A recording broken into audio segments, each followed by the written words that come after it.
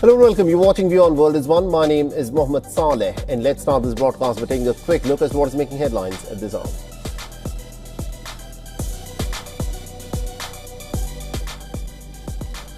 Now, the Israeli military claims that Hezbollah has fired about 320 projectiles from Lebanon into the Israeli territory over the occasion of Yom Kippur, which is Judaism's holiest day that ended at nightfall on Saturday.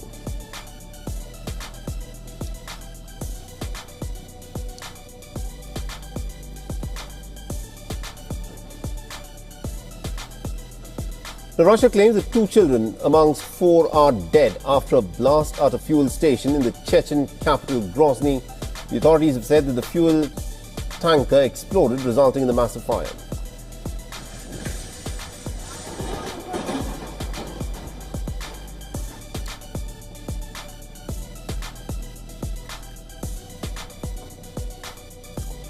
The Pakistani government has warned the jailed former Prime Minister Imran Khan's party and has said that it will use force if the PTI were to try to hold the protest in Islamabad during the Shanghai Cooperation Organization summit.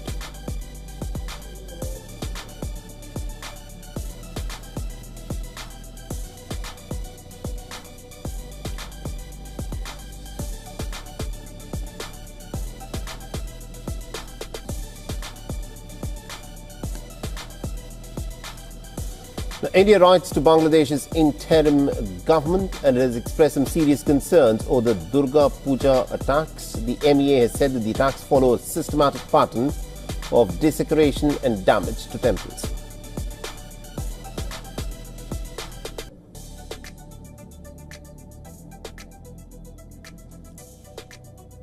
Now, Hurricane Milton leaves a trail of destruction in flood-battered Florida. The death toll has now risen to over 17.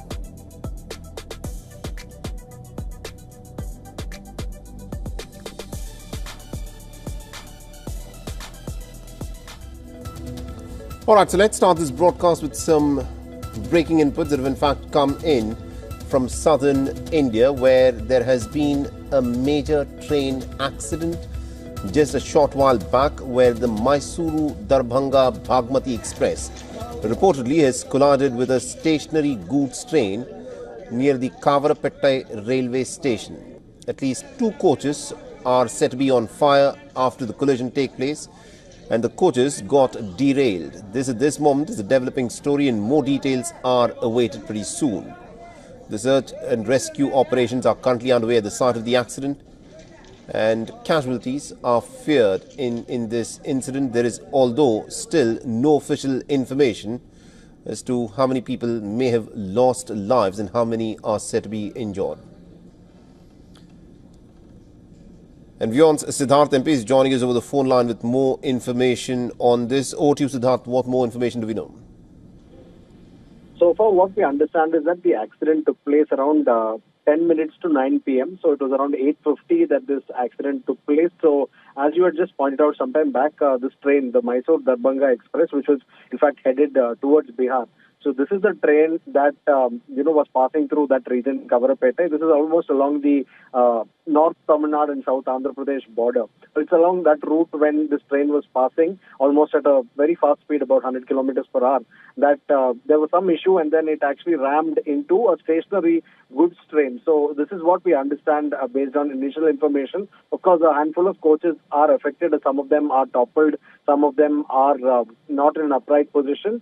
That is clearly understood. And also there have been minor fires in some locations along the accident site. So this is certainly concerning. But as we speak, we also have to remember that NDRF, National Disaster Response Force teams have been deployed from Arakonam, which is barely about a few hours away. They're on their way to the site already. As we speak, one team, we've spoken to them. They're already on their way to the particular accident site to ensure that they can provide succor as much as possible at that location. At least 30 members from the NDRF are on their way. In addition to that, there are also backup teams being readied, and they're also rushing to the spot to ensure that they can, minimize the damage and rescue as many people as possible. So far, as you pointed out, there is no information on casualties. But yes, of course, the situation doesn't look very encouraging. The accident site videos that are coming in and the pictures that we're getting to see, they don't look really good. And this is, of course, quite a tragedy because perhaps for the holidays, Puja holidays, workers would have been heading back home. So it's at that time that this kind of a tragedy has unfolded. But we're, following things as they happen because this is, of course, quite a serious accident, and happening at night also means that a rescue and also happening during a holiday time, holiday weekend would also mean that typically rescue would not be as rapid as it usually is on a routine day. Mohammed. All right, we'll have to leave it there. Thank you very much indeed, Siddharth, for joining us and getting us those details. We'll, of course, come back to you as more details emerge in this developing story. Now, the United States has also launched a series of bombings on what it describes as ISIS camps in Syria in an attempt to disrupt the group's ability to carry out attacks in the region. Now, these airstrikes have hit multiple camps in Syria. The U.S. Central Command confirmed that these bombings in fact took place but has not specified the exact locations. The U.S. military maintains nearly about 900 ground troops, American troops, in Syria as part of an international coalition against the Islamic State formed in 2014. The last month, the United States troops had killed what it describes as 37 militants in Syria, including members of the ISIS and an Al-Qaeda affiliate group. No civilian casualties have been reported so far as the battle damage assessments remain underway. Now, planet Earth is about to witness a once-in-a-80,000 years event. A comet that was last seen when the Neanderthals roamed planet Earth in competition with the humans is now making its return. And you can, of course, see it with your naked eye.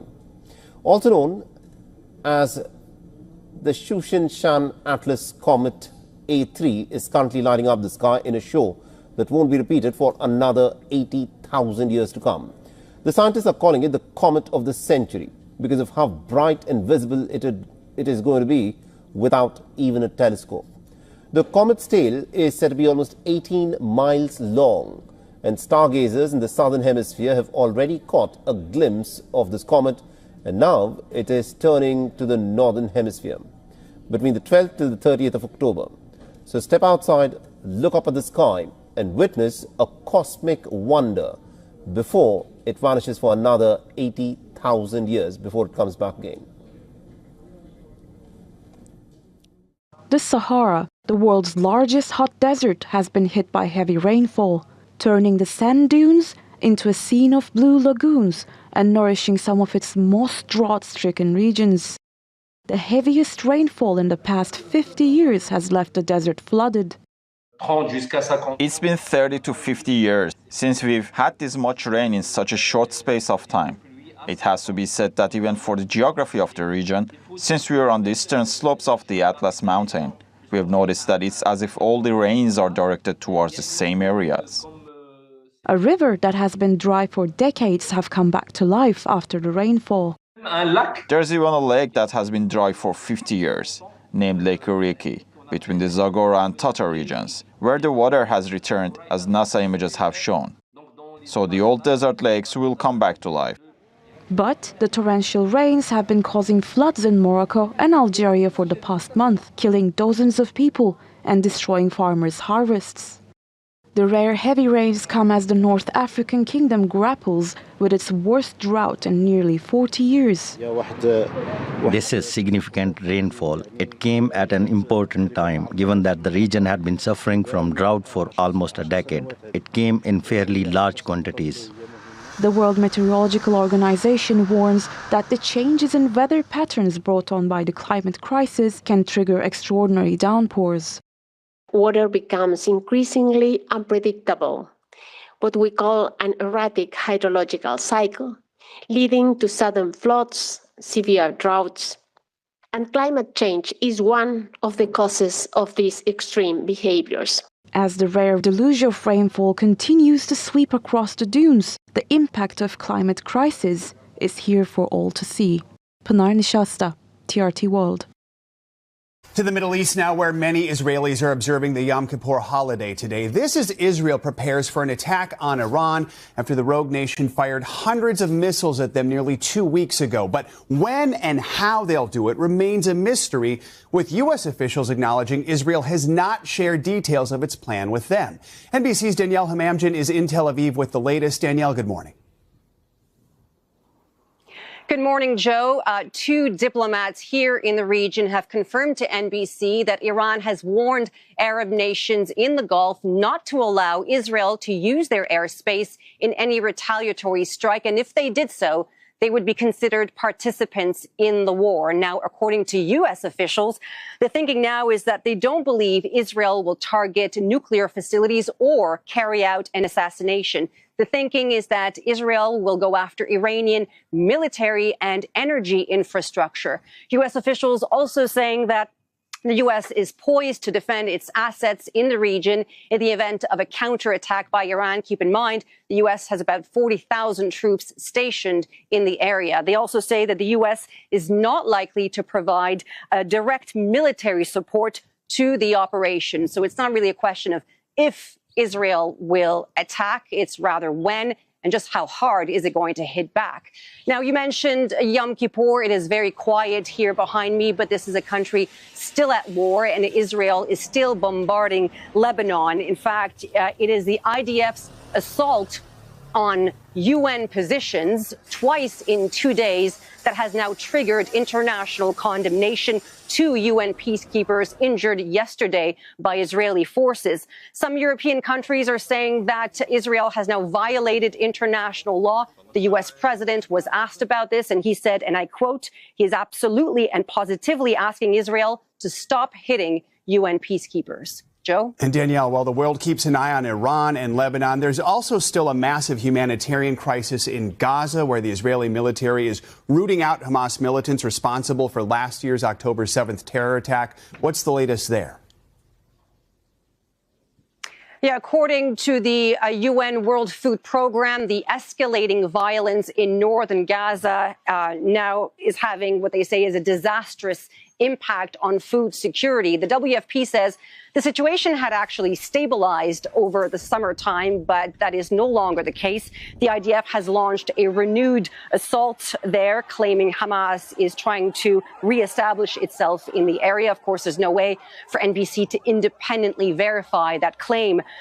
So the UN says that the main crossings to the north have been closed and no food aid has entered since October 1st. And so to give you an idea of what that means, it means that food distribution points, kitchens, bakeries have all had to shut down because of the military operations, because of the evacuation orders. And so the WFP says that the risk of famine still persists. Joe? All right, Danielle, thank you The so much. international airport in Martinique shut down with thick clouds of smoke and rioters lobbing objects into the air.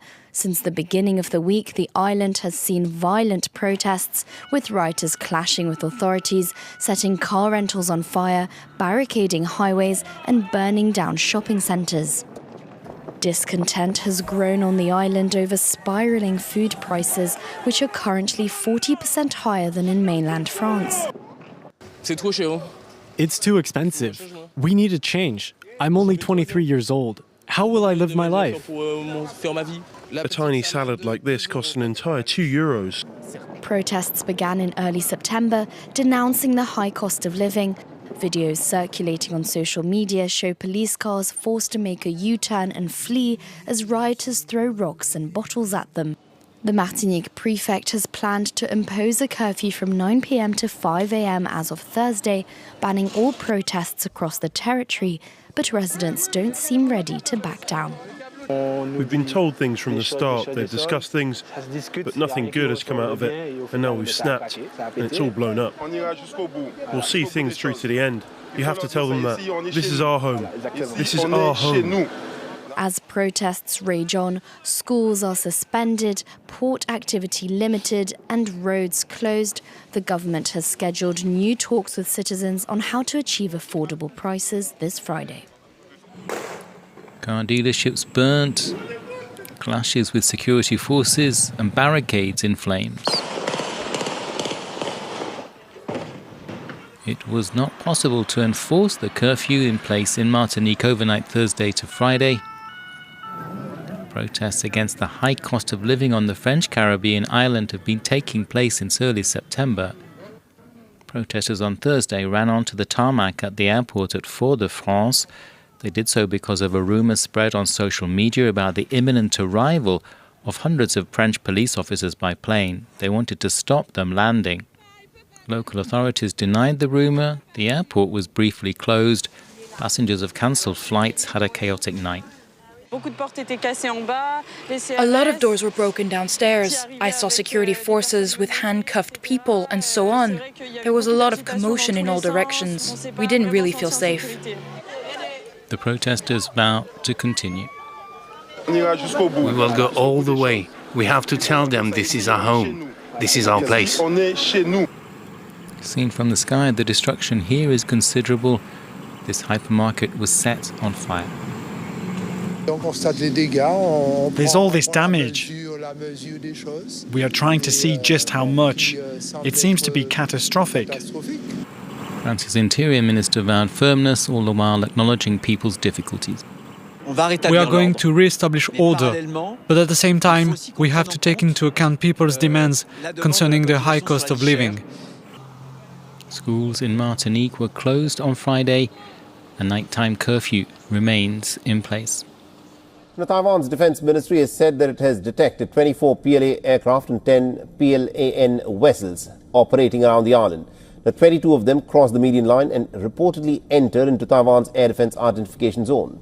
Now, this comes after the U.S. Secretary of State Antony Blinken reinforced Washington's commitment to Taiwan's sovereignty, adding that it is critical to U.S. interests. After attending the East Asia summit that was hosted in Laos, now, Blinken said that all Southeast Asian nations want to see stability and security across the Taiwan Strait. He further said that the region affects arguably every country in the world, as it is the world's main producer of high-end semiconductors. It goes to the importance of preserving peace and stability in general, but it also goes to something that I think affects the lives, the livelihoods, and the future of every country in the region, and arguably every country in the world. 50% of commercial container traffic goes through the Taiwan Strait every day. More than 70% of the high-end semiconductors that the world needs are produced on Taiwan. So there's a strong interest around the world on maintaining peace and stability, preserving the status quo, avoiding any kind of conflict that could disrupt things that are so essential to the global economy. Meanwhile, China has asserted that the continued arms sales to Taiwan by the United States will not stop the inevitable historical trend of China's national reunification. The Foreign Ministry spokesperson Mao Ning made the remarks as the ministry announced its decision to take countermeasures against the U.S. military enterprises and senior executives that were involved. The China has said that it will continue to take firm and forceful measures to safeguard its national sovereignty, security and territorial integrity. Now, remember, Beijing claims that Taiwan is a part of its territory and has ramped up military and political pressure on the island nation in recent years. Russia's Foreign Minister Sergei Lavrov lambasted the U.S. for its policies in the Asia-Pacific region and called it destructive. Lavrov also accused Washington of being behind militarization of Japan and attempting to turn other countries against Russia and China. Lavrov's comments come amidst growing concerns about military build-ups in Asia, particularly Japan's increasing defense efforts. The Russian foreign minister directly accused the U.S. of pushing Japan towards what he called a dangerous path, stressing that these moves could escalate tensions into dangerous confrontations. Lavrov also argued that Washington is aiming to forge military blocs reminiscent of NATO and underlined that it would only bring risks of confrontation with both Russia and China. Japan's proposed NATO-style defense pact in Asia has been met with suspicion by Moscow that views it as an attempt to challenge its interests in the region. The presence of U.S. allies such as South Korea, Australia and New Zealand in joint military efforts was another point of contention. Lavrov said these countries under U.S. guidance were attempting to push a politicized narrative in ASEAN discussions. U.S. officials, however, have consistently defended their alliances in Asia, insisting that they are aimed at ensuring regional stability and security in the face of growing threats particularly from North Korea and China's assertive behavior in the South China Sea. Visuals that you are seeing at the moment coming in from right outside Lilavati Hospital. Lilavati Hospital is in Bandra West. The mortal remains of Baba Siddiqui are in the hospital now. Prominent leaders, Ashish Shelar, BJP leader, and now we are seeing the Deputy Chief Minister Devendra Fadnavis now visiting the Lilavati Hospital. He will be meeting the family members of Baba Siddiqui. Baba Siddiqui had stepped out outside the office of his son Zishan Siddiqui in Bandra East. Just a couple of moments after he stepped out of the office, he was shot dead. He was the man who was very famous in the political circles. He was with the Congress party for almost 48 years, and earlier this year he jumped ship and joined Ajit Pawar's NCP party. He was also the man who's known to bring Shah Rukh Khan and Salman Khan together. पहुंच चुके हैं और अब deputy CM Devendra Fadnavis भी यहां पर पहुंच चुके हैं। हालांकि वो राज्य के गृह मंत्री भी है। इस घटना के बाद विपक्ष कहीं ना कहीं कानून व्यवस्था पर सवाल उठा रहा है। ऐसे में हम देख रहे हैं कि खुद गृह मंत्री और उप मुख्यमंत्री देवेंद्र फडणवीस अब लीलावती हॉस्पिटल जो है पहुंचकर यहां पर जायजा लेने आए, स्थिति का जानकारी लेने आए कि आखिरकार कौन है इस घटना के पीछे।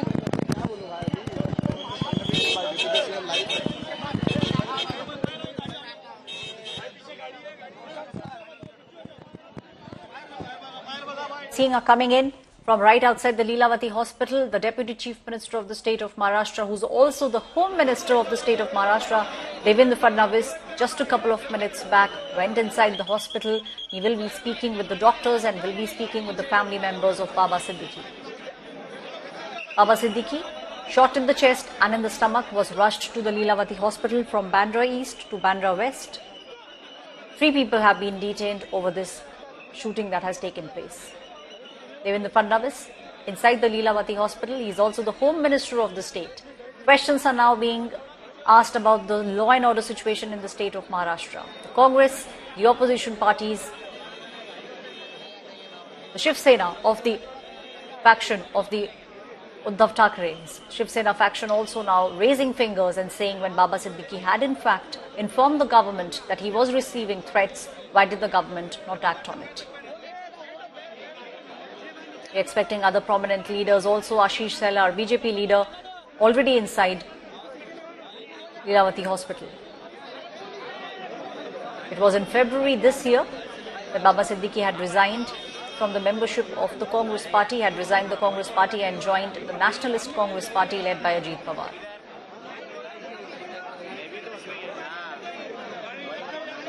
Sources have told India Today there were 3 bullets that were fired at Siddiqui. He was immediately taken to Lilavati Hospital and he is now no more.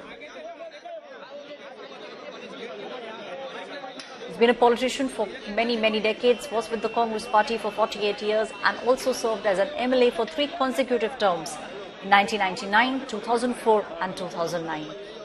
He in fact also served as the Minister for State for Food and Civil Supplies. He was also the Labour Minister and the FTA Minister. 3 people have been arrested so far. Investigations are underway. It's politics that is speaking with regards to this incident.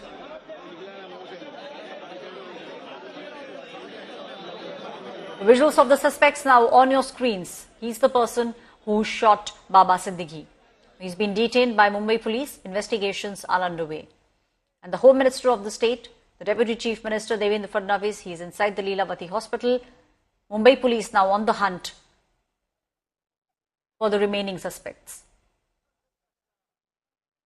Visuals on the other side that you are seeing. Now those were the visuals that became the iconic visuals. Now this is the party, the Iftar party of Baba Siddiqui, where this was the hug, and both the stars Salman Khan and Shah Rukh Khan, who till this very party were actually fighting with each other. Now it was this party after which both of them agreed to bury the hatchet and they became friends. He was a very prominent leader. Baba Siddiqui had been the minister in 3 cabinets and consecutively in 1999, 2004 and 2009 had become the MLA from Bandra. It was in February this year that he had joined the NCP, and he was with the Congress party for 48 years. Prominent Mumbai politician dead. Baba Siddiqui was shot in the chest and in the stomach. The incident took place in Bandra East. He was a former Maharashtra minister, and he breathed his last at the Lilavati hospital.